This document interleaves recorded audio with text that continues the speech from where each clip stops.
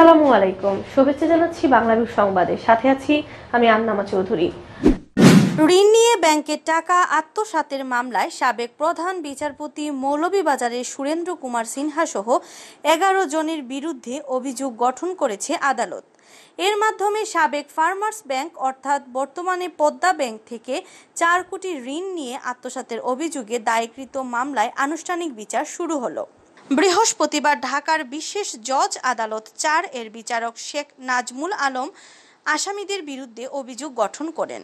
এর আগে 20 ফেব্রুয়ারি ঢাকা মহানগরের দায়রা জজ কে এম ইমরুল কায়েস মামলাটি ঢাকার বিশেষ জজ 4 স্থানান্তর আদেশ দেন। এই মামলায় গত 5 জানুয়ারি এসকে সিনহা সহ 11 জনের বিরুদ্ধে গ্রেফতারি পরোয়ানা জারি করেন আদালত। 10 ডিসেম্বরে আদালতে চার্জশিট জমা দেন মামলার তদন্তকারী কর্মকর্তা দুদকের পরিচালক বেনজির আহমেদ। এর আগে 4 ডিসেম্বর কমিশনের সভায় 11 জনের বিরুদ্ধে অভিযোগপত্র অনুমোদন দেওয়া হয়। গত বছরের 10 জুলাই দুদকের পরিচালক সৈয়দ ইকবাল হোসেন মামলাটি করেন। ফার্মার্স ব্যাংকের দুটি হিসাব থেকে 4 কোটি টাকা ঋণ নেওয়ার ক্ষেত্রে জালিয়াতির প্রমাণ পাওয়ার তথ্য গত বছরের অক্টোবরে সাংবাদিকদের জানিয়েছিলেন দুদক চেয়ারম্যান ইকবাল মাহমুদ। অভিযোগ সূত্রে জানা গেছে, ফার্মার্স ব্যাংকের গুলশান শাখা থেকে 4 কোটি টাকা ঋণ পেয়েছিলেন কথিত ব্যবসায়ী শাহজাহান ও নিরঞ্জন।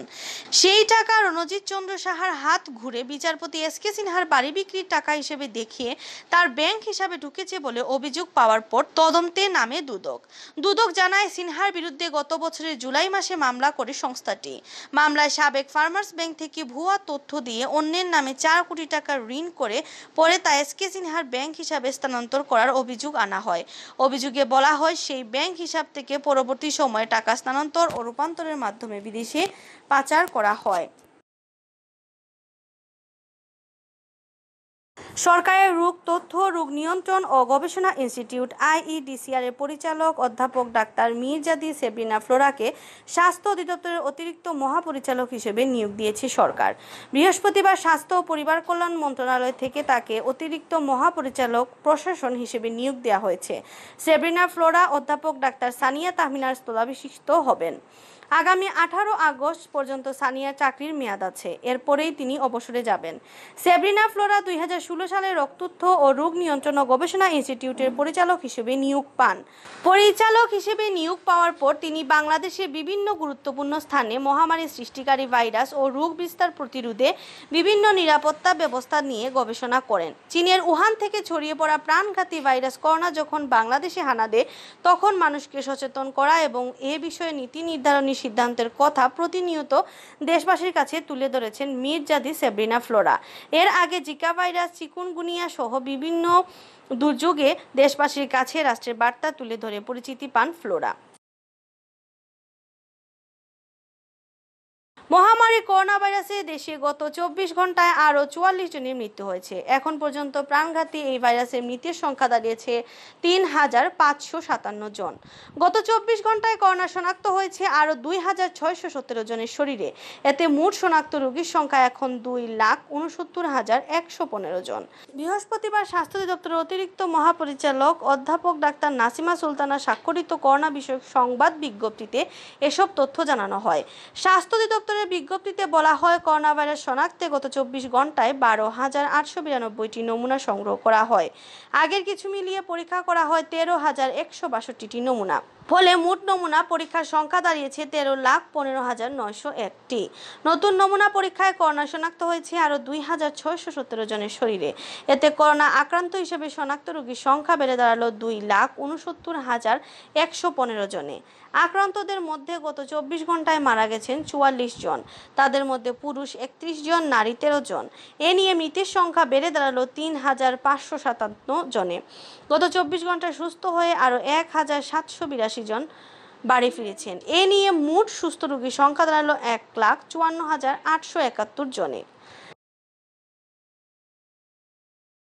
সিলেট বিভাগে গত 2 দিনে করোনায় মারা গেছেন আরও 8 জন। গত 24 ঘন্টায় সিলেটের 3 জন, মৌলভীবাজারের 1 জন করোনা আক্রান্ত হয়ে মারা গেছেন। আর একই সময়ের মধ্যে করোনা আক্রান্ত হিসেবে শনাক্ত হয়েছেন 133 জন। এর মধ্যে সিলেট জেলার 31 জন, সুনামগঞ্জের 21 জন, হবিগঞ্জের 30 জন ও মৌলভীবাজারের 51 জন। বুধবার রাতে এম.এ.জি. উসমানী মেডিকেল কলেজ ও শাহজালাল বিশ্ববিদ্যালয়ের ল্যাবে করোনা শনাক্ত হওয়া 133 জন সহ সিলেট বিভাগে করোনা আক্রান্তের সংখ্যা দাঁড়িয়েছে 9050 জনের। এর মধ্যে সুস্থ হয়ে উঠেছেন 4339 জন। বিভাগীয় স্বাস্থ্য পরিচালকের কার্যালয় সূত্র জানা যায়, বৃহস্পতিবার সকাল 8টা পর্যন্ত আক্রান্ত হওয়া রোগীর সংখ্যা ছিল 9050 জন। এর মধ্যে সিলেট জেলার 4824 জন, সুনামগঞ্জের 1694 জন, হবিগঞ্জের 1326 জন ও মৌলভীবাজারের 1206 জন। এদিকে সিলেট বিভাগে গত 24 ঘন্টায় করোনা মুক্ত হয়েছেন 60 জন। এর মধ্যে এখন পর্যন্ত সব মিলিয়ে সুস্থ হওয়া রোগীর সংখ্যা 4339 জন। এর মধ্যে সিলেটের 1461 জন, সুনামগঞ্জের 1287 জন, হবিগঞ্জের 870 জন ও মৌলভীবাজারের 721 জন। সিলেট বিভাগে করোনায় মারা যাওয়া 161 জনের মধ্যে 118 জনই সিলেট জেলার। এছাড়া মারা যাওয়ার মধ্যে সুনামগঞ্জের 17, হবিগঞ্জের 11 ও মৌলভীবাজারের 15 জন রয়েছেন। সিলেটে হঠাৎ করে চেপে বসেছে জঙ্গি আতঙ্ক। চলতি সপ্তাহে বিভিন্ন স্থান থেকে 6 জঙ্গি ধরা পড়ার পর তৎপরতা বেড়েছে আইন শৃঙ্খলা বাহিনীরও। ভুয়া পরিচয়ে বাসা ভাড়া নিয়ে নগরের কোথাও জঙ্গির আস্তানা গড়েছে কিনা এ ব্যাপারে বাড়ানো হয়েছে সতর্কতা।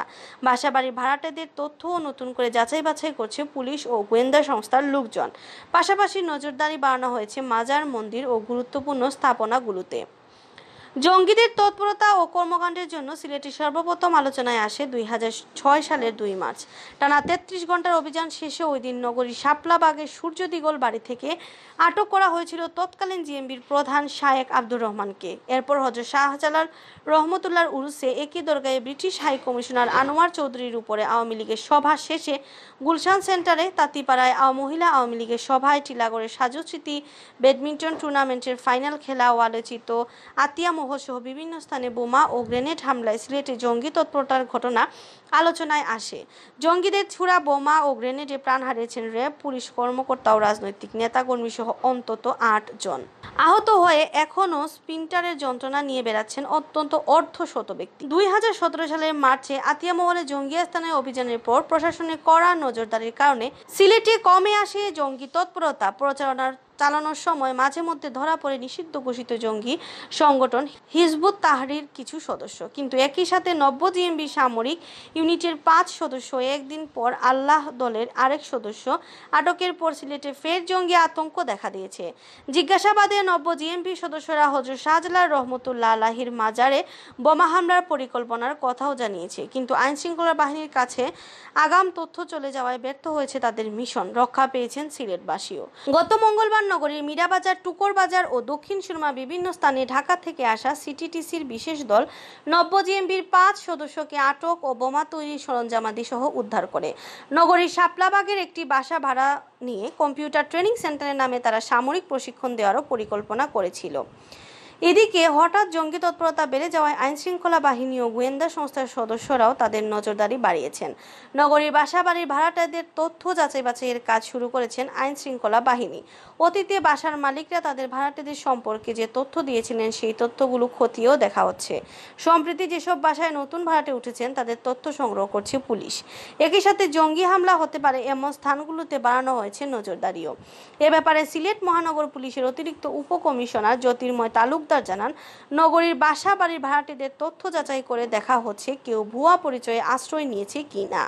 এছাড়া মাজার, মন্দির, সরকারি গুরুত্বপূর্ণ স্থাপনা সহ যেসব স্থানে জঙ্গিরা টার্গেট করতে পারে সেসব স্থানে পোশাকি পুলিশের পাশাপাশি সাদা পোশাকেও গোয়েন্দা নজরদারি বাড়ানো হয়েছে। এছাড়া জঙ্গি তৎপরতার অভিযোগে গ্রেফতার হয়ে যারা বর্তমানে জামিনে মুক্ত রয়েছে তাদেরকেও সতর্ক নজরদারিতে রাখা হয়েছে। জ্যোতির্ময় তালুকদার আরও জানান, মাঠ পর্যায়ে গোয়েন্দা নজরদারি থাকায় সিলেটে জঙ্গিরা কোনো অঘটন ঘটাতে পারছে না। পরিকল্পনা বাস্তবায়নের আগেই তারা ধরা পড়ছে।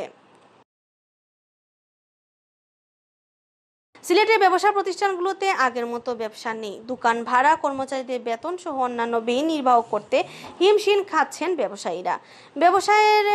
ব্যবসার ব্যয় কমাতে অনেক কর্মচারীও ছাঁটাই করেছেন। বর্তমান পরিস্থিতিতে সিলেট নগরীর অধিকাংশ কাপড়ের দোকান ও ব্র্যান্ড শপগুলোতে চলছে ডিসকাউন্টের ছড়াছড়ি।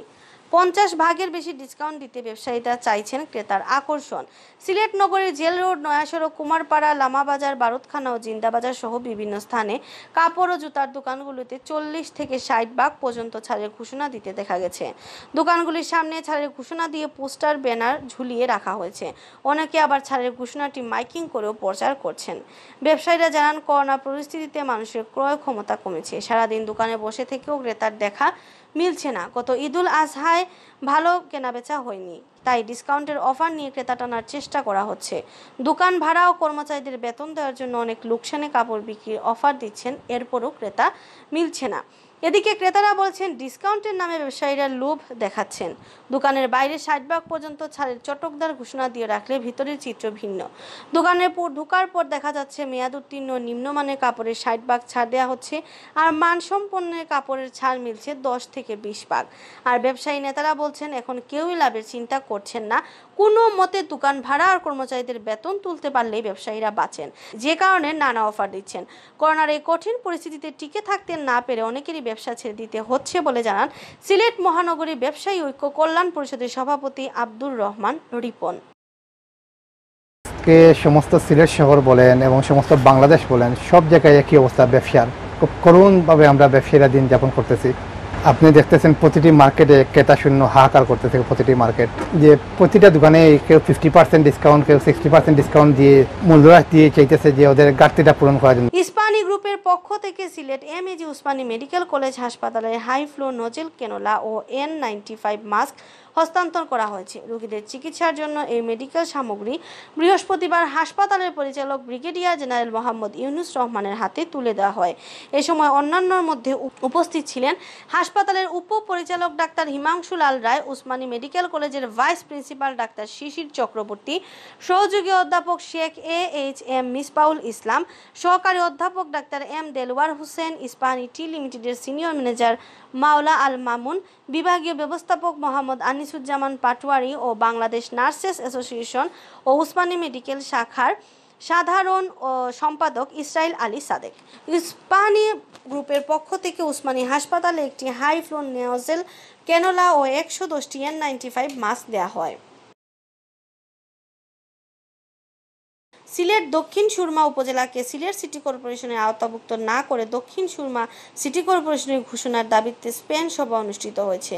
বুধবার দেশটির রাজধানী মাদ্রিদে জাগো দক্ষিণ সুরমাবাসীর উদ্যোগে এ মতবিনিময় সভা অনুষ্ঠিত হয়। সংগঠনের আহ্বায়ক আব্দুল কাইয়ুম পঙ্কির সভাপতিত্বে সভায় বক্তারা বলেন, দক্ষিণ সুরমা একটি ঐতিহ্যবাহী ও গুরুত্বপূর্ণ এলাকা। সিলেট সিটি কর্পোরেশনের সাথে দক্ষিণ সুরমাকে অন্তর্ভুক্ত করা হলে উন্নয়নের দিক দিয়ে উপজেলাটি পিছিয়ে থাকবে। উন্নয়নের স্বার্থে দক্ষিণ সুরমা স্বতন্ত্র সিটি কর্পোরেশনের ঘোষণার দাবি জানান বক্তারা। দক্ষিণ সুরমা ওয়েলফেয়ার অ্যাসোসিয়েশনের স্পেনের সভাপতি সাংবাদিক সেলিম আলমের পরিচালনায় মতবিনিময় সভায় বক্তব্য দেন দক্ষিণ সুরমা ওয়েলফেয়ার অ্যাসোসিয়েশনের স্পেনের উপদেষ্টা মৌলানা আসাদুজ্জামান রাজ্জাক, কমিউনিটি নেতা নূর মিয়া, আব্দুল হামিদ সঞ্জু, কানেক্ট বাংলাদেশের সমন্বয়ক আফসার হোসেন নীলু, আব্দুল মালিক এমদাদ, গ্রেটার সিলেট অ্যাসোসিয়েশনের সদস্য সচিব আবু জাফর রাসেল সহ কমিউনিটির নেতা বৃন্দ। এতক্ষণ শুনছিলেন বাংলাভিউ সংবাদ। রাত 11টায় প্রচারিত হবে সিলেটের আঞ্চলিক ভাষায় সংবাদ। দেখার আমন্ত্রণ রইল। সাথে থাকার জন্য ধন্যবাদ।